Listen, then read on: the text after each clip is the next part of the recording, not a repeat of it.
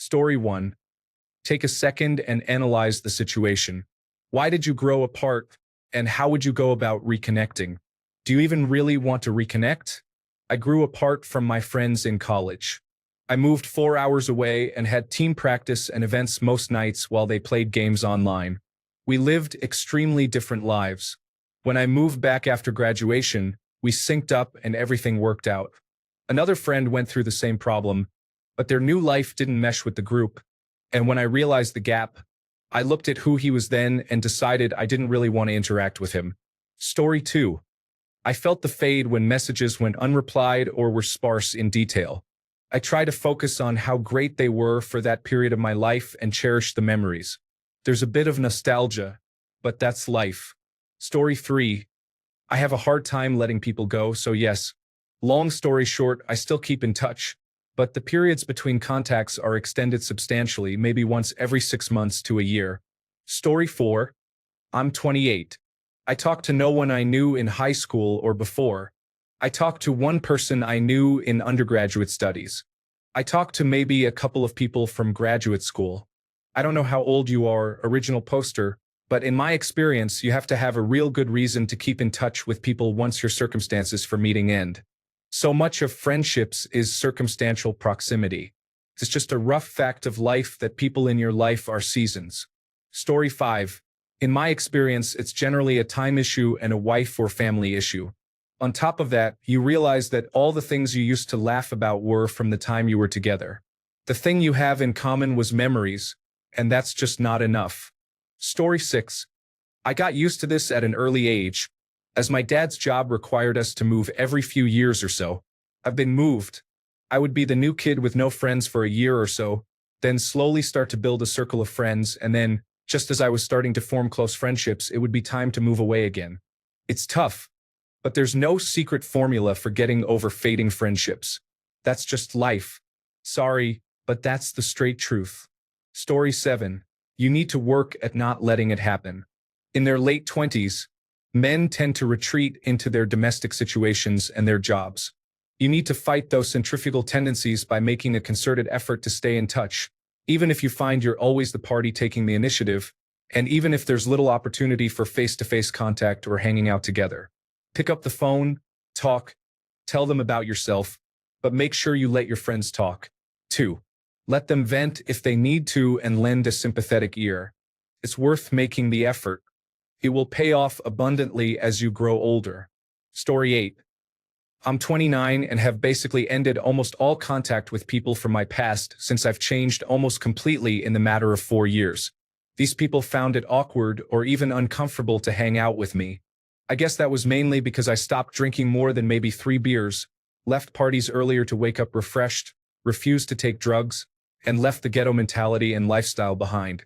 I found out that even though some of the guys wanted to do the same and leave the cycle, they refused to take the necessary steps. While it is somewhat sad, I can't do anything about it other than being open to reconnect if someone chooses to make their way out of that dead-end street. Story 9. It's just part of growing up. People go different ways. They get married and have kids. Drinking and playing video games with the boys just isn't in the cards for them anymore. Story 10.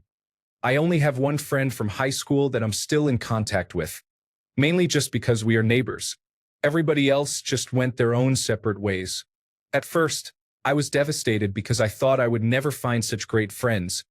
But as time went by, I started meeting new people and making new friends. Story 11. I saw on Instagram 2 years ago that one of my high school best friends got married. I wasn't even aware he was engaged. I moved across the country from my core group of friends and we slowly drifted apart, but I guess it didn't really hit me that I wasn't in the group anymore until I saw his wedding photos of everyone there except me. How did I cope? I texted him and said, "Congratulations on the wedding. I didn't even realize you were engaged." He replied, "Yeah." And that was that. Story 12. I am 24 and just graduated college in 2020. Realized I was friends with 99% of people due to proximity. Now I keep consistent touch with one friend and occasional meetups with about 3 others. People come and go, but you always have memories to cherish. Story 13. I'm 41. I've completely lost contact with the group of guys I hung out with in high school. We tried to keep it going for several years. We all lived within a couple of hours of each other, so we would meet up on the weekends and have fun. I started to realize that a couple of them just weren't going to grow up. One would buy new cars just to get drunk and wreck them. Another was clearly becoming an alcoholic, just like his father was. I just didn't feel like drinking up my paycheck every weekend anymore and putting myself in danger with them. I slowly distanced myself from them. The last time I saw any of them was right before September 11th, 2001. I still think about how I would have enjoyed talking with them about what a crazy time we were living through, but it just wasn't worth it. Even with current technology and social media, I can't find a thing about any of them online. I don't even know what they look like 20 years later. Story 14. When I realized I was doing things to please them and not myself, it was hard at first to walk away from people I'd known since my teens, especially at the age of 38, but I knew it was right. They had grown up to become selfish and rude. I wasn't comfortable with that, as I'm still very friendly and helpful. So when I fell on hard times and was feeling very low, none of them, whom I walked away from, were there for me, even though I'd helped them without end whenever they asked. 2 years later, and I'm just fine. Story 15. I went to boarding school, and I struggled a lot realizing my best friends from boarding school had no interest in keeping in touch with me. Having had a similar thing happen in primary school, I assumed there was something about me people didn't like. I eventually realized it happens, and I was perhaps too clingy with old friendships, and nowadays, if people don't stay in contact, I don't make any effort. I did make some very good friends at university, and most of us still play Dungeons and Dragons every week now, 30 years later. One died 3 weeks ago. Story 16. I realized that I was the guy who was always responding, but never reaching out. As we get older, everyone naturally diverges, and the people you count on to be the organizers tend to do it less and less. If you're not actively reaching out to people, then social interaction gradually drops down to nothing. I had a bunch of insecurity around my guy friends about being the organizer because of long-time issues, and now I'm paying for it. I also think this is how conspiracy theories thrive, because people get so isolated from those who really know them and can call them out. Point being, you have to put yourself out there and be the one who reaches out if you want to keep those friendships. Story 17. I have just this week realized that an old friend is not responding to my text messages. I don't chase friends anymore. I don't hunt them down to ask why. I don't know why old friends, lifelong I thought, would just ghost you for no apparent reason. I realize now that every single relationship in this life is transitory, always has been and always will be. At 40, I have awoken to this fact, and though it sucks, I will live to see another day, and I will make more friends. I used to take friendship very seriously, even if we didn't talk for a while. Wasted energy. Story 18. People change, find different interests, and grow apart, and that's okay. You still have other friends who are with you. I know it's hard because I'm going through something similar right now. Accept the loss and appreciate what you have left. Story 19. I am 38 years old. I read something very profound in an article about video games recently. I don't miss the way games were made back then. I miss the way they made me feel. That's how I feel about my friends from back then. We were immensely stupid, but by God did we have fun. I miss our relationships, but I recognize that I could never participate in the same role as back then. Maybe you're the same? I mean, plenty of people our age are the same as back then. But you're not. Maybe that's a blessing. Story 20. It's just part of life. The cool thing is that with some friends, they will mature in a similar or parallel direction. In other cases, you will loop and cross paths in terms of growth and maturity. For example, my friends that graduated high school and went straight into the workforce matured in some ways faster than I did. When I joined the military after college, my perspective on life changed, largely after seeing different parts of the world. Now, as we're all getting older, we're winding up in similar places. Story 21. I am 59. I met my best friend when I was 7. He was closer to me than my own brother. His parents were my second parents, and mine were his second parents.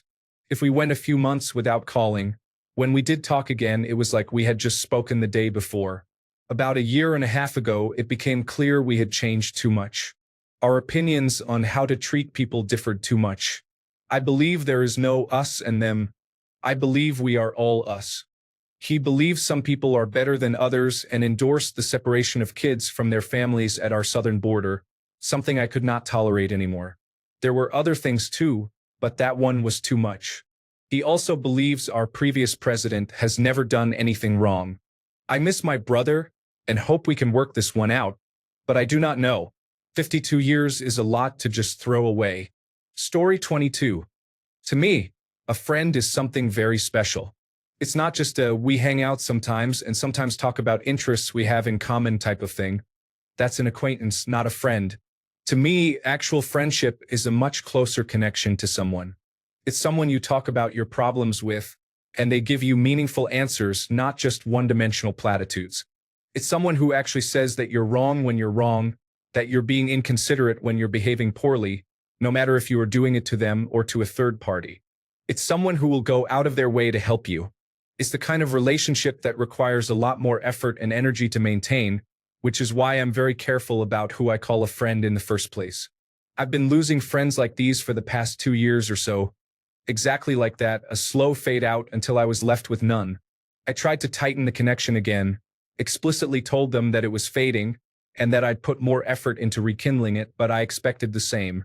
They didn't seem interested in putting effort into it and were content to let it fizzle out. I didn't allow that, and instead, I cut all connections with them after saying my piece. How did I cope? Not well at all, if you can actually call it coping. I've been questioning all the effort I put into these connections and wondering if I just wasted a ton of time and energy on them. It also basically killed any desire I had to make new friends and made me consider not having any kind of meaningful connection with anyone else. Story 23. I feel this so much. Going through it right now, actually. I took a job out of state after college, but just 2.5 hours from my hometown. At first, all my friends were excited for me, and everyone was excited to come visit. We had plans to frequently play video games together after work and on weekends. It's been 6 months, and we've never played together, and nobody has come to visit. The unanswered calls, FaceTimes, and texts have really started to take a toll on me. I was so excited for this new journey, but never thought I would do it alone. Most of the people at work are much older, so our interests don't align, and they mostly have families of their own. I understand it's part of life, but man, does it suck. Keep your head high, maybe it gets easier, maybe not. But it makes me feel better to know I'm not the only one experiencing this. Story 24. My first friend in life, from kindergarten to the age of 15, such a jolly guy, grew apart so much that I missed his wedding. A year later, he committed suicide, and I wondered if maybe we were still friends. I might have seen it coming. Then it hit me that even though his death affected me, it did not affect me as much as I thought it would for someone who became my friend at 4 years of age. I realized how much disconnect can happen between people who were once close. So I made an effort to contact a few select old friends and chat. I didn't know what I expected, but at least the long silence ended, even if it was a bit awkward. Sometimes there's no going back to old times. Story 25. My friend group imploded due to politics and backstabbing quite literally the moment I finished college. I mostly handle my social needs with virtual reality, Discord, and a few cats. It was rough for a while, but a year on it's comfortable enough, and I'm doing what I can during the pandemic to connect with older friends and meet new people. At a certain point, you need to just acknowledge that your paths diverged and wish them well. You'd be surprised how often you end up crossing paths again anyway. Story 26. He was my best friend since childhood, and our parents are still close. But as we grew up, I slowly realized he was a narcissist, incapable of empathy. There were small things I started to notice. He would only talk about or do things he liked and never really care about what I wanted. If he didn't get his way, he would become extremely manipulative. He was incapable of talking about other people than himself. He would lie to my friends, borrow money, and never pay back. Then there were the bigger things. He had sex with my high school crush, knowing full well that I was in love with her. He would hit on my and his own friends' girlfriends and not tell women when he had a sexually transmitted disease. When I was going through a very rough mix of stress, anxiety, and depression and tried to talk to him about it, he would keep on talking about himself instead, clearly not listening to what I was saying. The straw that broke the camel's back wasn't when I told him about a traumatizing sexual experience I'd had a few days before, and the only thing he'd say before going back to talking about himself again was asking me if the sex was good. Although it made me realize we could never talk about emotions and things ever again, and that I didn't feel like hanging out with him a lot anymore.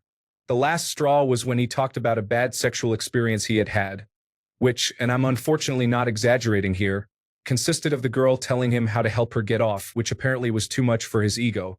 I told him that I thought she was being quite reasonable, and that she just wanted to have an orgasm like he had had, to which he responded that I just hadn't had a bad sexual experience. I told him that if he'd actually listened to other people for once in his life, he'd know that was completely false, and that he could go screw himself. I grabbed my jacket and walked out. He later apologized by saying that we both said stuff we didn't mean, and that we should just be friends again. I agreed but vowed to never spend time around him if I could avoid it. We would meet at bars by chance or mutual friends, inviting him every now and then until the COVID-19 pandemic hit. The thing that helped me was to talk with friends who actually are capable of empathy and listening, which might surprise you are a whole lot of people. Of course, it was made easier by the fact that I was extremely pissed off at him and the pandemic, but now I mostly just pity him. He is apparently improving, and other friends have tried to help him get better. I think that I might reestablish contact if he improves enough, but even if he doesn't, I can still cherish all the good memories I have of us. Just because your ex-best friend is a raging narcissist, it doesn't mean that they aren't your ex-best friend, and even after all his nonsense, I still love him like a brother.